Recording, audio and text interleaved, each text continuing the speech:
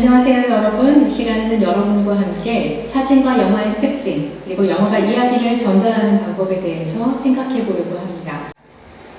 영화가 사진에서부터 시작된 예술이라는 점은 잘 알고 계시죠? 우리가 극장에서 보는 영화 한 편은 에피소드로 나눌 수 있습니다. 그리고 에피소드는 시퀀스는 씬이라고 불리는 장면으로 나뉘는데요. 이 장면은 동영상의 최소 단위인 쇼트로 쪼갤 수 있어요. 그러면 가장 작은 단위는 정지된 이미지가 됩니다. 스틸 사진인데요. 이 스틸 사진이 24개가 모여서 1초의 동영상을 만들어냅니다. 우리 눈의 잔상 효과를 이용한 원리예요. 1분은 60초잖아요. 그러니까 1분의 동영상은 1440개의 사진으로 되어 있고요. 우리가 2시간짜리 영화를 보면 그 속에는 17만 2,800개의 스틸산이 들어있는 거예요. 그렇다면 사진과 영화의 차이는 뭘까요? 이렇게 사진은 영화의 재료이기도 한데요. 사실 사진과 영화는 태생적으로는 비슷합니다. 둘 다 필름을 사용하고요. 빛을 다루는 예술이고 이미지를 기본으로 하는 매체죠. 하지만 이 둘은 근본적으로 다른 특징을 갖고 있기도 해요. 첫 번째로 사실과 허구, 이 두 차이가 있는데요. 우선 매체의 속성이라는 관점에서 차이점을 생각해 보겠습니다. 이미지를 다루는 매체로서 우리가 사진에 기대하는 것은 사실입니다. 사진은 거기 있었다라는 것을 증명하는 매체죠. 우리가 여행을 가고 맛있는 음식을 먹고 산의 정상에 올랐다던가 하는 중요한 미션을 수행했을 때 인증샷을 찍잖아요. 내가 거기 있었다라는 것을 보여주는 거죠. 사실 내가 사진 속에 등장하지 않아도 그 사실은 변하지 않습니다. 내가 찍지 않은 사진의 경우도 그렇습니다. 누군가가 거기 있었고 대상을 눈으로 직접 보고 사진을 찍었다는 것, 그래서 찍힌 이미지가 실제로 존재한다는 것을 증명해주는 것이 바로 사진입니다. 반면 영화는 실제로 존재하는 것을 찍은 사진들로 이루어져 있지만 그 점이 영화에서 제일 중요한 것은 아닙니다. 오히려 우리가 극장에 재미난 영화를 보러 갈 때는 사실보다는 상상과 허구의 이야기를 기대하게 되죠. 예를 들어 어느 고등학교에서 벌어지는 일을 다룬 영화라고 해서 반드시 그 학교 건물에서 찍어야 하는 것은 아닙니다. 실제 장소가 초등학교나 중학교여도 상관이 없고요. 이야기에 집중하는 데 방해가 되지 않는다면 교실처럼 생긴 영화 세트장이나 다른 곳이어도 괜찮습니다. 사실은 실제로 그런 경우가 더 많죠. 둘째로, 사진은 우연의 힘이라면 영화는 의도의 힘입니다. 우리가 일상에서 찍은 사진들 중 마음에 드는 사진들은 우연히 포착된 경우가 많습니다. 흔히 순간 포착이라고 말을 하잖아요. 사진을 설명하는데 참 적절한 표현입니다. 예술가들은 수많은 연속 사진을 찍은 후에 그중 최선의 것을 골라냅니다. 영화도 물론 대개 여러 차례 반복 촬영을 하지만 사진 한 장을 위해서 그렇게 하는 것은 아니죠. 미리 계산된 구도와 세부 상황이 충분히 준비된 상태에서 전체 이야기의 구성에 꼭 필요한 장면들을 촬영하고 또 그 중에서 선택을 합니다. 다시 말하면 영화에서 사진이 의미를 갖는 것은 전체와의 관계 속에서예요. 그래서 가장 중요하게 들여다보아야 할 것이 세 번째 차이점입니다. 세 번째로 사진은 정지된 이미지이고 영화는 움직임을 필요로 합니다. 사진 앞에서 우리는 흔히 포즈를 취하죠. 잠시 멈춤인데요. 영화는 동영상이므로 몸을 움직이고 말을 하는 동작을 멈출 필요가 없습니다.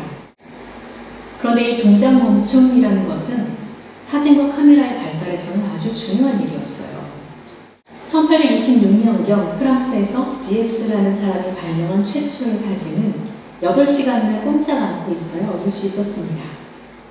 니엡스는 이것을 햇빛으로 그린 그림이라는 뜻으로 헬리오그라프라고 불렀습니다. 이것을 루이 다게르가 20분 정도로 단축을 시켰어요. 이후 이 시간은 점점 더 짧아졌는데요. 다게르의 발명은 초상화 그림 대신 초상 사진을 대중화시키는 데 크게 기여를 하게 됩니다. 사진의 아버지라는 이름은 그래서 다게르에게 돌아가게 됐어요. 1839년에 프랑스 과학 아카데미는 다게르의 사진 수린 다게르오타입을 사진의 발명으로 공식 인정했습니다. 하지만 역시 한 한 장을 얻는데 몇 분씩 걸리고 복제가 불가능했던 다게르의 사진은 1초에 24장이 필요한 영화를 위해서는 아직 미흡한 기술이었겠죠. 이스트먼 코닥사가 롤 필름과 또 일정하게 구멍 뚫린 톱니바퀴에 셀룰로이드 필름을 걸어서 사용할 수 있는 카메라를 개발해서 보급하면서 사진은 움직이게 해서 동영상을 만들어지게 하는 데 현실적으로 가능해졌습니다. 넷째, 이런 사진과 영화의 차이는 사진과 영화 감상자의 태도의 차이를 낳습니다. 정지된 이미지인 사진을 감상하는 사람들은 마치 그림을 볼 때 그랬던 것처럼 사진에서 뜻밖의 꽂히는 부분을 발견하고요. 거기서 스스로 상상을 펼치거나 또 개인적인 경험을 떠올릴 수도 있는 여유와 여지가 있습니다. 그래서 사진에 대한 유명한 에세이를 남긴 롤랑 바르트라는 프랑스의 작가는 아무리 객관적인 사진이라고 하더라도 사진을 가장 사진답게 만드는 것은 나에게 의미 있게 다가오는 세부 이미지 또는 아주 사소한 부분들일 수 있다고 말했어요. 예를 들면 어떤 사진작가가 찍은 흑백 가족 사진에서 바르트의 시선을 끌었던 것은 사람의 얼굴이 아니라 딸로 보이는 사람이 신고 있는 유행이 지난 아주 오래된 끈달린 구두였다고 합니다. 또 남자 셋이 찍은 어떤 사진에서는요, 팔짱 낀 한 남자의 팔에 시선이 갔다고 하고요. 찍는 사람도 찍히는 사람도 특별히 의도하지 않았을 이런 세부사항이 눈에 들어왔던 것은 그것이 보는 사람의 기억과 경험, 또 어떤 이미지들을 떠오르게 했기 때문이겠죠. 반면 우리가 영화를 볼 때 순간적으로 어떤 기억이 떠오를 수는 있지만 영화는 우리에게 충분한 시간을 주지는 않습니다. 이야기의 결말을 보여줄 때까지 영화는 다음 장면으로 또 다음 이미지로 계속해서 움직이고 있잖아요. 그래서 영화의 사진적인 속성을 동경하는 어떤 영화 감독들은요, 의도적으로 한 영상의 한 쇼트를 길고 아주 느리게 촬영하기도 합니다. 배우가 없는 공간이나 또 풍경, 사물밖에 없는 빈 화면을 보여주면서 관객들에게 생각에 잠길 시간을 주기도 하고요. 또 영화 배우가 카메라를 똑바로 바라보는 식으로 소위 말하는 사진적인 연출을 하기도 합니다. 그런데 우리가 한 가지 더 기억할 것은요, 움직이는 이미지를 찍었다고 해서 그것이 다 영화가 되는 것은 아니라는 점입니다. 저는 지금 움직이고 말하고 있잖아요. 그렇지만 제가 아무리 재미있게 말을 한다고 하더라도 지금 여러분이 보고 있는 저의 강의 동영상을 영화라고 부르지는 않죠. 영화는 어떻게 시작되었을까요? 1895년 12월 28일 파리의 그랑 카페에서 공장을 나서는 노동자들과 물 뿌리는 정원사, 이 작품들을 포함하여 1분 남짓한 초단편 영화 10편이 상영됐습니다. 오기스트 르미에르와 루미에르의 형제가 만든 최초 영화였어요. 르미에르 형제의 작품 중 가장 유명한 영상은 열차의 도착입니다. 기차가 그냥 시오타역이라는 곳으로 들어오는 것이 전부인 이 영상에 당시의 사람들은 깜짝 놀랐다고 해요. 거대한 기차가 자기에게 다가오는 것처럼 느꼈기 때문이죠. 사실 르미에르 형제 이전에 동영상과 영화 제작을 시도한 사람들이 여럿 있었어요. 그 중에 대표적인 인물은 토마스 에디슨입니다. 에디슨과 그의 조수인 윌리엄 딕스는 1899년에 최초의 동영상 카메라인 키네토그래프라는 것을 만들었습니다. 그리고 1891년에는 그 영상을 관람할 수 있는 키네토스코프를 만들었어요. 키네토스코프가 르미에르 형제의 1895년 작품보다 일찍 발명됐음에도 불구하고 에디슨을 영화의 아버지라고 부르지 않은 이유가 몇 가지 있는데요. 가장 먼저 에디슨의 키네토스코프는 1인 관람 방식으로 되어 있었기 때문입니다. 르미에르 형제의 시네마토그래프는 촬영기와 영사기가 하나로 되어 있었어요. 그래서 영상을 벽면에 투사하는 오늘날과 같은 영사 시스템을 이용하는 방식이었는데요. 여러 사람이 함께 관람했고 입장료를 받고 공개적으로 상영한 최초의 영상물이기도 했습니다. 르미에르 형제의 영화들이 고정된 카메라로 화면 안에서 움직이는 사람들과 풍경을 기록한 것들이었다면 조르즈 멜리에스라는 사람은 영화의 편집을 통한 특수효과와 트릭 기법을 적극적으로 도입한 사람입니다. 그래서 최초의 SF 판타지 감독이 됐어요. 달세계 여행이 멜리에스의 대표작입니다. 조르주 멜리에스는 재능 있는 마술사이면서 공연 예술가였어요. 이처럼 최초의 영화를 만든 사람들의 출신과 개인적인 배경은 우리에게 한편으로 영화가 예술로서 회화와 사진과 공연 예술의 맥락을 잇는 계보를 지니고 있다는 것을 알려줍니다. 다른 한편으로는 앞서 사진의 역사를 잠깐 봤던 것처럼 과학기술과 물리적인 계보를 갖고 있죠. 그렇다면 사진은 어떻게 영화가 되는 걸까요? 초기 영화였던 리미엘의 영상들에 특별한 이야기가 있었던 것은 아닙니다. 그냥 공장에서 퇴근하고 있는 노동자들을 보여줬고요. 오기스트 르누아르의 아기가 식사하는 장면을 보여주는 그런 식이었습니다. 그나마 물 뿌리는 정원사라는 작품의 경우 정원사가 물을 주고 있는데요. 한 소년이 호스를 발로 밟아요. 그래서 그 물이 정원사에게 흩뿌려지게 됩니다. 이런 장난을 하다가 정원사에게 혼쭐이 나는 장면을 이 영화는 연출해서 보여줬어요. 최초의 코미디 영화가 됐습니다. 기록 영상이 아니라 짧은 이야기가 연출된 영상이었고, 하지만 관람료를 지불하는 사람들은 점차 신기한 볼거리로서의 움직이는 사진 또는 짧은 에피소드의 연출에 만족하지를 못했습니다. 뭔가 더 재미있는 것들을 원하기 시작했고요. 그래서 이 이야기가 도입이 되기 시작합니다. 에드윈 포터가 만든 대열차 강도 이런 작품처럼 흥미진진한 이야기와 액션을 담은 영화들이 등장하고요. 공연 예술가였던 조르주 멜리에스가 신데렐라 혹은 달색의 여왕처럼 상상력과 트릭을 동원한 극영화들이 등장하는데 그리 오랜 시간이 걸리지는 않았습니다. 영화를 만드는 사람들은 이제 사진의 움직임을 더하는 것뿐만 아니라 연극이나 문학작품처럼 이야기 전달 매체로서의 영화에 집중하게 됐어요. 우리가 이야기를 말이나 글로 전달할 때 단어와 문장을 문법에 맞춰 구성해서 의미를 전달하잖아요. 그리고 어조와 뉘앙스를 담아서 감정을 새겨놓죠. 이런 것처럼 영화에도 그런 규칙들이 존재한다는 의미입니다. 그렇게 사용되는 영화의 표현 수단으로 가장 중요한 것으로는 편집이 있어요. 촬영된 영상 중에 필요한 부분을 선택하고 불필요한 부분을 잘라내는 과정이죠. 그래서 짧게는 몇 시간에서 길게는 수십 년 동안 찍은 수백, 수천 시간의 영상이 2시간으로 압축돼서 우리에게 영화로 상영이 됩니다. 반대로 짧은 영상을 길게 보여주기도 하고요. 그런데 편집은 단지 시간을 자르고 늘리는 작업뿐만 아니라 사진으로 찍힌 원래 이미지에 새로운 의미를 만들어내는 작업이 되기도 합니다. 편집에 관한 가장 유명한 초창기 실험을 한 가지만 소개해드릴게요. 1920년대 러시아에 레프 쿨레쇼프라는 사람이 있었어요. 영화 감독이기도 하고 이론가이기도 하는 쿨레쇼프가 러시아의 유명한 배우 이반 모주힌의 얼굴 사진을 각각 3장의 사진과 연결해서 보여줬습니다. 스프가 담긴 접시와 관에 놓인 소녀, 그리고 소파에 비스듬히 누운 여성이었는데요.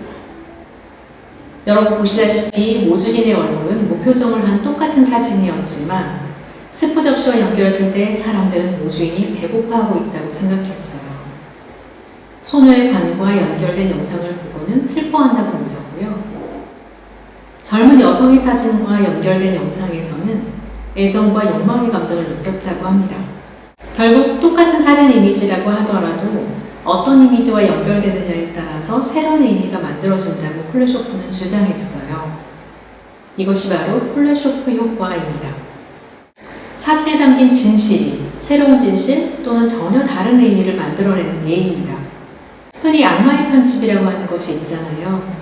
시청자의 감정을 불러일으키는 이런 영상은 바로 쿨레쇼프 효과를 최대한 이용한 것이라고 할 수 있습니다.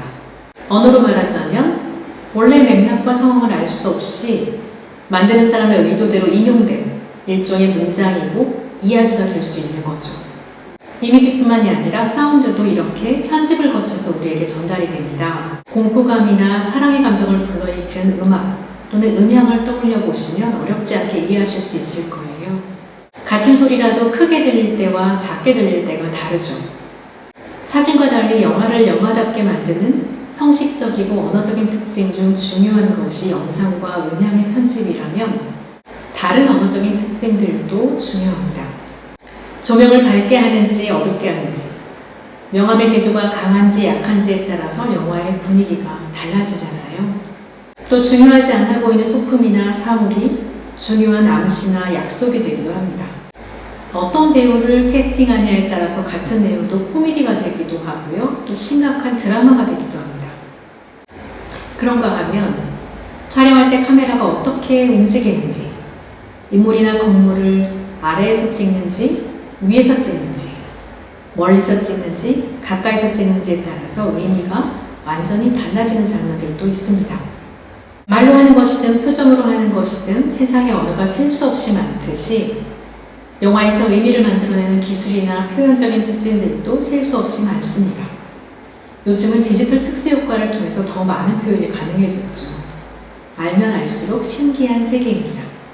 앞서 다룬 이 모든 영화의 특징을 통해서 오늘 중요하게 이야기하려고 하는 것은요. 영화는 어쨌든 만들어진 것이라는 점이에요. 실화를 바탕으로 하고 실제 역사를 다룬다고 하더라도 영화는 사후에 의도와 목적을 갖고 재창조된 가상의 이야기입니다. 그리고 가상세계의 현실이라는 거죠. 역사적으로 히틀러 같은 독재자나 어떤 사람들은 이 점을 악용하기도 했어요. 게다가 대부분의 영화들에서는 연출자인 감독이 가장 중요한 역할을 하고 있지만 사실 한 편의 영화를 위해서 적게는 수십 명, 많게는 수백 명의 영화인들이 공동 작업을 하게 됩니다. 여러 사람의 여러 관점과 관심사와 의도가 모여서 한 편의 영화를 만들어내는 거죠. 그래서 누군가가 만들어내는 거니까 다 가짜야. 믿으면 안 돼. 이런 이야기를 하고 싶은 것은 아닙니다. 가장 사실적인 매체인 사진에서 출발했지만 허구적인 상상을 다룬다는 점이 예술로서 영화의 고유한 매력이 아닐까 생각합니다. 다시 말하면 누군가에 의해서 만들어진 허구의 상상물인데요. 우리가 진짜처럼 실감나게 즐길 수 있다는 것 말입니다.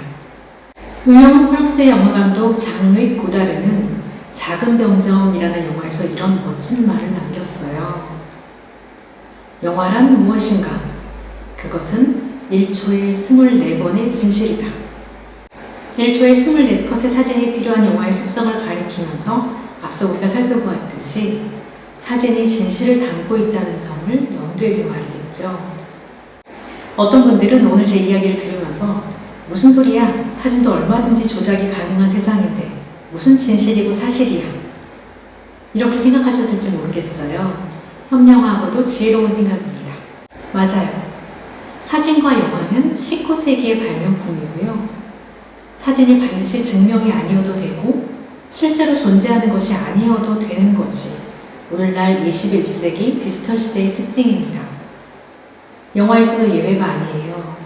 영화 반지의 제왕 시리즈에서 골룸은 실제 배우의 동작과 목소리를 참고로 제작한 가상의 캐릭터였죠. 2016년에 제작된 로그 원 스타워즈 스토리에서는 1994년에 사망한 배우인 피터 쿠싱을 CGI로 되살려 출연시켜서 논란이 되기도 했습니다. 이처럼 사진 이미지는 얼마든지 변형이 가능하고 세상에 없는 존재도 그림이 아니라 실사 이미지처럼 동영상으로 만들어낼 수 있고요. 심지어 죽은 사람도 디지털로 살려낼 수 있는 시대에 우리는 살고 있습니다. 그것이 가짜라는 것을 알면서도 게다가 집에서도 영화를 다운받아 보거나 스트리밍으로 감상할 수 있지만 우리는 좀 더 감쪽같이 속으려고 극장의 큰 스크린을 찾아가는 이유가 아닌가 싶기도 합니다. 하지만 여전히 우리가 살아가는 세상에서 진실은 중요하고요. 보는 것과 믿는 것의 차이를 분별하는 것은 큰 지혜가 됩니다. 어쩌면 사진이든 영화든 얼마든지 조작과 가공이 가능한 시대라서 영화의 본질과 사진적인 근원, 그리고 진실에 대한 고민이 더 필요한 시대라고 할 수도 있겠습니다. 예컨대 사람들은 자신이 믿고 싶은 것을 믿고 보고 싶은 것을 보는 경향이 있죠. 그래서 내가 믿는 것은 진짜지만 내가 반대하는 것을 믿는 사람들은 가짜에 현혹됐다고 생각하기도 합니다. 어떤 사람에게는 너무 명백한 가짜 뉴스가 어떤 사람들에게는 사소해야 할 진실처럼 받아들여지죠. 그래서 그것을 위해서 돈을 지불하고요. 아주 심하게 싸우는 것을 우리는 자주 보고 있습니다. 유튜브의 알고리즘은 우리가 좋아하는 것들과 믿고 싶어하는 것들을 기가 막히게 찾아내서 우리의 컴퓨터와 휴대폰 메인 화면에 띄워줍니다. 그런데 영화와 사진이 진실을 담고 의미를 만들어내는 방식, 즉 영화의 언어를 이해하고 영상을 조금만 자세히 들여다보면요. 우리가 보는 것이 전부가 아니고 누군가의 구미에 맞게 선택된 것일 수 있고, 또는 조잡하게 짜맞춰져 있거나 감정을 유발하고 동의를 얻어내기 위해 던져진 진실이 아닌 진실이라는 것을 알아볼 수 있게 됩니다. 반대로 넘쳐나는 이미지들 가운데서 정성을 담아서 각오해낸 최고의 예술 작품을 알아보는 신비함을 갖게 될 수도 있습니다. 디지털 리더러시라는 말 들어보셨는지 모르겠어요. 디지털 기술과 미디어를 활용해서 데이터와 정보, 또 콘텐츠를 읽고 분석하고 쓸 줄 아는 능력을 말하는데요. 소위 4차 산업혁명 시대에 우리가 갖추어야 할 중요한 자질로 자주 언급이 되는 용어입니다. 리터러시라는 말은 원래 문자를 읽고 쓰는 능력을 의미하죠. 사진과 영화를 이야기하는 오늘 우리는 미디어를 읽고 쓰는 능력인 미디어 리터러시에 대해서 마지막으로 생각해 보려고 합니다.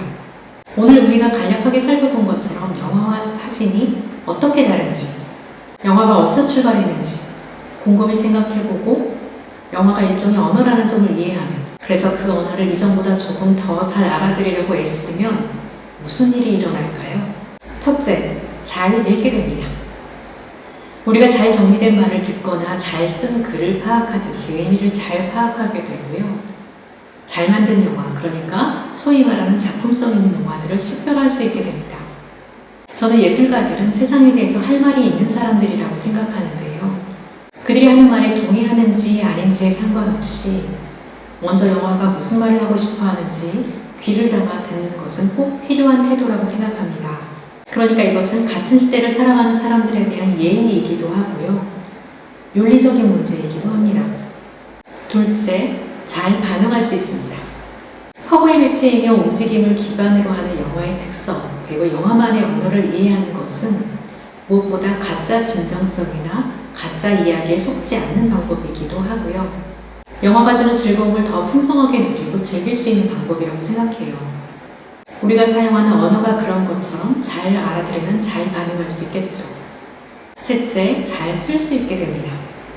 지금까지 이야기한 것이 영화를 읽는 것이라면 쓰기도 중요한데요. 학교의 과제든 취미든 또 미래의 직업이든 어떤 이유로든 자신만의 영상을 제작할 기회가 있을 때 자신의 감정과 메시지를 영상으로 정확하게 표현하는 일에 도움이 됩니다. 우리가 문법을 몰라도 말을 할 수는 있지만 어법과 상황에 맞는 언어를 사용할 수 있다면 의사소통이 더 쉬운 것과 같은 원리입니다. 마지막으로 영화를 읽고 쓰는 이런 능력들은 우리에게 좋은 콘텐츠에 대한 감각을 익히게 한다고 믿어요. 그리고 이 감각은 진실과 사실이 자주 혼란스러운 오늘날 세상에서 스스로의 기준을 지닌 가치관을 세워나갈 뿐만 아니라 살아가는 데 위로와 힘이 되는 자신만의 취향, 그리고 즐거움을 개발해가는 데에도 꼭 필요한 능력이 될 수 있을 것이라고 기대합니다. 이상으로 오늘의 강의를 마치겠습니다. 경청해 주셔서 고맙습니다.